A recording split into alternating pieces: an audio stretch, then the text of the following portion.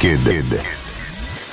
Alors, il est vétéran chroniqueur. Enfin, il était, il faut le dire comme ça maintenant, au journal Le Devoir.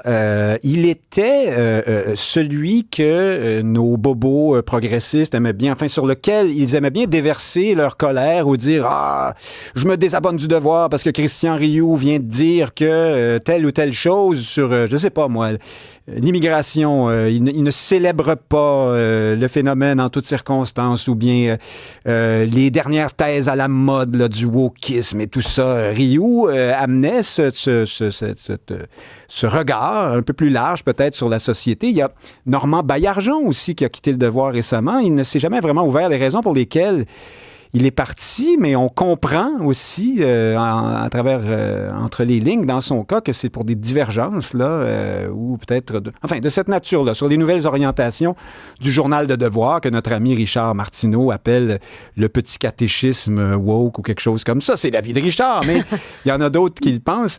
Allons en parler avec le principal intéressé. Donc je parle de Christian Rioux qui a annoncé ce matin sur Facebook que Le Devoir n'avait plus besoin de ses services et il a publié donc sa dernière chronique sur Facebook.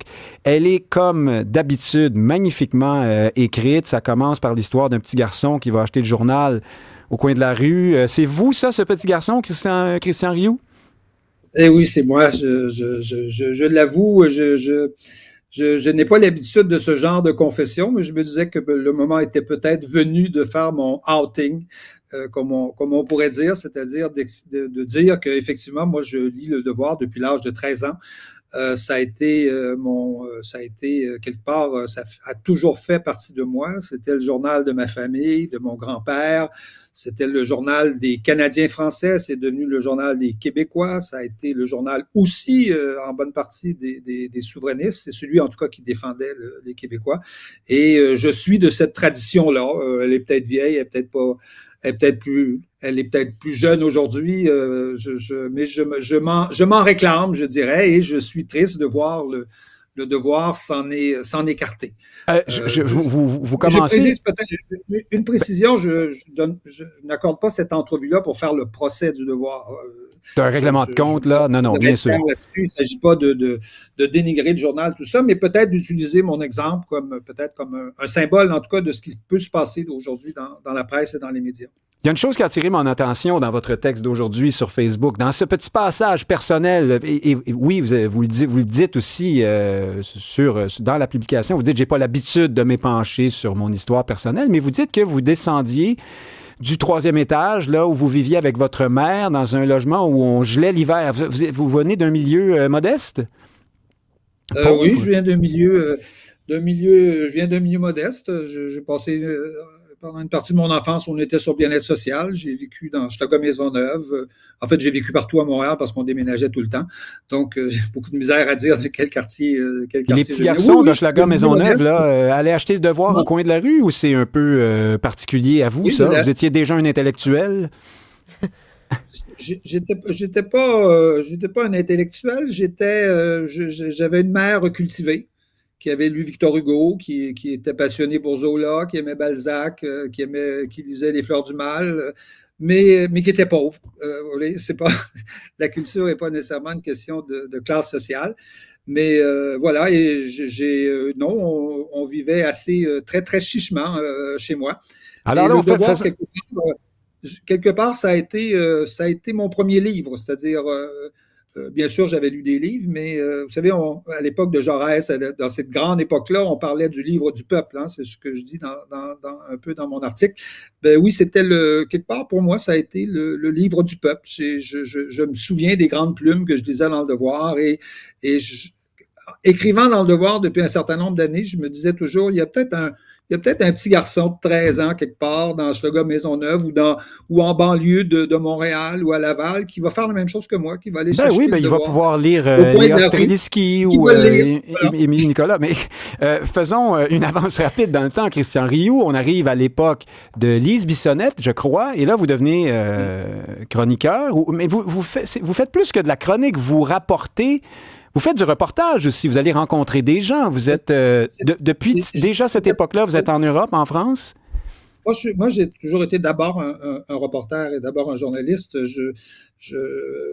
Pendant longtemps, pendant 10 ans, j'ai été reporter à l'actualité, au magazine L'Actualité, à l'époque, à la grande époque de Jean Paré. Je couvrais déjà beaucoup l'Europe. J'ai eu la chance de couvrir la chute du mur de Berlin. Hein. C'est dire mon âge. Mais j'ai eu la chance de traverser à Berlin-Est à l'époque où il y avait encore le mur. Ah oui, alors vous avez fait la démarche contraire, parce qu'en général, il n'y a pas beaucoup de monde qui est passé à l'est quand le mur est tombé. Hein? C'était plutôt le mouvement allait dans l'autre sens. Non. Mais parlez-nous du devoir, Christian Rioux, quand même, il faut en parler. Qu'est-ce qui vous arrive? On vous a dit comme ça, c'est terminé, ou est-ce qu'il y a une pierre d'achoppement, un point, un moment, une chronique qui n'a pas fait l'affaire? On voulait vous censurer, vous avez dit non? Expliquez-nous. Écoutez, je ne veux pas rentrer dans des détails particuliers, mais disons que ça faisait certainement plusieurs années qu'avec la nouvelle direction, je n'étais plus quelque part dans les cordes, c'est-à-dire j'étais un journaliste qui dérangeait, qui faisait de reportages en France, en Europe, un peu partout. Hein. Moi, j'ai sillonné l'Europe sans arrêt depuis 20 ans, depuis 30 ans, mais je l'ai toujours fait en me posant la question, qu'est-ce qui, ici en Europe, pourrait intéresser les Québécois? Qu'est-ce qui pourrait alimenter le débat québécois? Quel est l'exemple? J'ai couvert l'indépendance de la Slovénie, par exemple, parce que je savais que ça pouvait intéresser les Québécois, puis qu'il y avait peut-être des leçons à tirer de ça. Mais je voudrais que cette mentalité-là, du grand reporter, comme les appellent les Français, et cette mentalité n'est plus celle du devoir. C'est-à-dire, cet intérêt pour le Québec n'est plus le même aujourd'hui. On s'intéresse plus à la théorie du genre ou au problème des transsexuels que je méprise pas là, par ailleurs. Ou de la dysphorie, qu'à l'avenir du Québec, à l'avenir de notre société. Et oui, on fait du reportage à l'étranger, mais pas nécessairement pour les Québécois. On préfère traduire le Washington Post ou le New York Times, d'ailleurs, par traduction, par intelligence artificielle. Ah oui, c'est vrai. Oui, on fait ça comme ça aujourd'hui, oui. Mais là, vous arrivez un peu dans le nœud de l'affaire, pas avec l'intelligence artificielle, mais vous avez parlé de la théorie du genre, on aurait pu parler du racisme systémique ou de tous ces concepts qui sont plutôt, je pense, acceptés et implantés dans l'esprit, dans la ligne éditoriale, disons, du Journal de Devoir, pour le dire simplement. C'est là que ça accroche, non, Christian Rioux? Le journal veut prendre un virage plus progressiste? Est-ce que c'est parce qu'on va aller chercher un électorat plus jeune et un lectorat plus jeune et qu'on s'imagine que c'est ce qui plaît aux jeunes? Ou est-ce qu'il y a de l'âgisme, peut-être? Oui, je pense que c'est l'image assez un peu méprisante. Je pense qu'on se fait des jeunes. Les jeunes sont de gauche, sont d'extrême gauche. Et je dirais qu'on a vu il y a des gens qui me disent que je me suis droitisé. En fait, moi, je n'ai pas cette impression-là. J'ai l'impression d'être resté à peu près là où j'étais, mais d'avoir vu le monde tourner autour de moi, et en particulier la gauche s'extrême gauchiser d'une certaine façon. Ce qui fait qu'aujourd'hui, il y a un écart absolument immense aujourd'hui entre l'extrême gauche, ou ce qu'on appelle aujourd'hui la gauche, là, qui s'est gauchisée, et la population ordinaire. Et le peuple en général qui, lui, se partage entre une gauche modérée, une droite modérée, qui, en général, est plutôt là. Et nos médias, je dirais... Vous voyez là aussi. J'ai l'impression que nos médias se gauchisent. Plus la population a peut-être des sentiments un peu plus à droite aujourd'hui, mais plus nos médias se gauchisent. Et ça, on voit ça, c'est le cas du Devoir, mais c'est le cas d'énormément de médias, et c'est le cas aussi des médias publics. En France, on le voit, la télévision publique, la radio publique est nettement à gauche. Hein. Il y a eu des enquêtes faites récemment. On s'aperçoit que 60%, 70% des invités, des sujets sont classés à gauche, alors que la France, il y a tellement de gens qui le disent, la France n'a jamais été aussi à droite. Alors, vous voyez le fossé qui se creuse, et je suis un peu la victime de cette, pour le dire ainsi, de cet écart, de ce grand écart qui sépare aujourd'hui, je pense, un grand nombre de médias de ce que pense grosso modo la population, et du bon sens, je dirais, populaire, auquel moi je suis resté attaché. Oui, bien pour ceux qui lisent les journaux, qui lisent Le Devoir, ce qui vous arrive n'est pas une surprise et c'est pas parce qu'on vous aimait pas, hein, Christian Rioux, c'est parce qu'on voyait bien se creuser le fossé dont vous parlez. C'était comme s'il y avait deux journaux dans le même journal. Il y avait Le Devoir et puis tout à coup, nous interrompons notre programmation régulière. Voici un bulletin spécial de Christian Rioux. Bouchez-vous les oreilles. Et puis après, on revient à la réalité de gauche. Alors là, vous partez, c'est terminé. On vous a dit, quoi, au fond, c'est en cette fin d'année. Hein? Vous n'êtes plus dans les plans pour l'année. Noël. C'est ça, hein? Oui, c'est pas formidable. Vous allez rester en Europe? Vous allez vous réinventer de là-bas? Écoutez, moi, vous savez, je suis quand même beaucoup entre l'Europe et entre la France et le Québec. Je vais commencer par prendre des bonnes vacances de Noël qui vont être plus longues un peu que peut-être plus reposantes que ce que je croyais. Mais vous savez, moi, je suis un journaliste, je vais continuer à être journaliste, je vais continuer à être chroniqueur, je vais continuer à m'intéresser à l'actualité comme je le fais.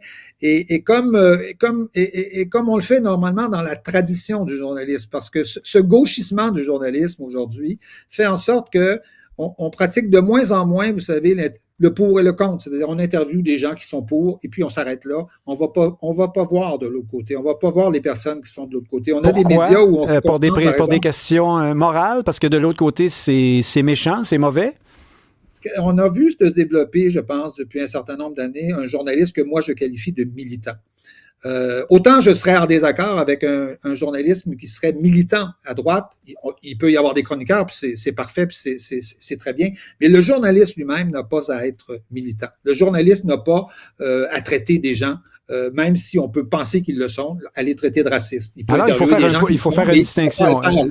Le journalisme peut avoir un point de vue, est-ce que je me trompe, mais ne pas être militant en même temps, c'est-à-dire ne pas s'engager ensemble. Le journaliste a toujours un point de vue. Il part toujours de quelque part, il a son expérience, ça c'est évident. Mais il est tenu à un certain nombre de règles.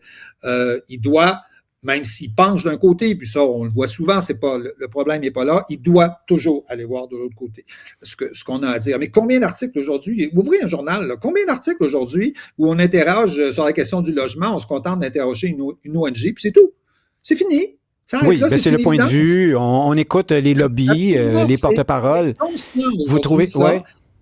Et c'est un journalisme militant qui fait la morale au peuple, qui fait la morale aux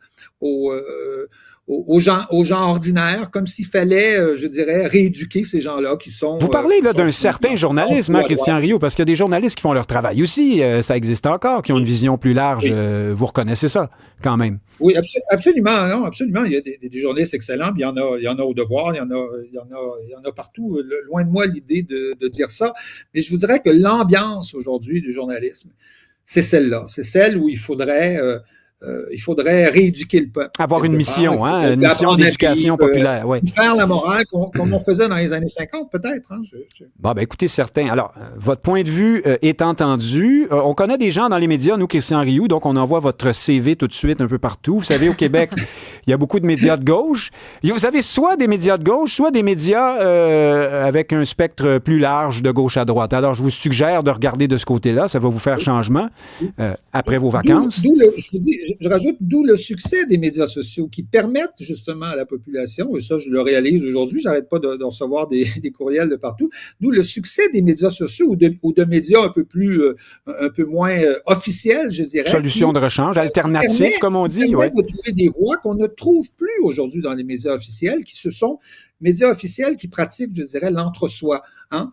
Vous regardez une salle de rédaction aujourd'hui, ils ont tous été à la même université, ils ont tous à peu près le même âge, ils ont tous à peu près fait les mêmes expériences, à peu près vous êtes dur, là, Christian Rioux. Ils ont tous les mêmes voyages, ils vivent tous dans le même quartier. Ben ça, là, c'est pas du journalisme. C'est pas comme ça qu'on fait du journalisme. On fait du journalisme en confrontant les points de vue et les origines des gens et les expériences. Le message est lancé, mais on vous laisse aller à l'apéro, Christian Rioux, parce que chez vous, c'est cette heure divine. Alors profitez-en bien. Joyeux Noël et à la prochaine. Dans un instant, on est de retour à Cube Radio.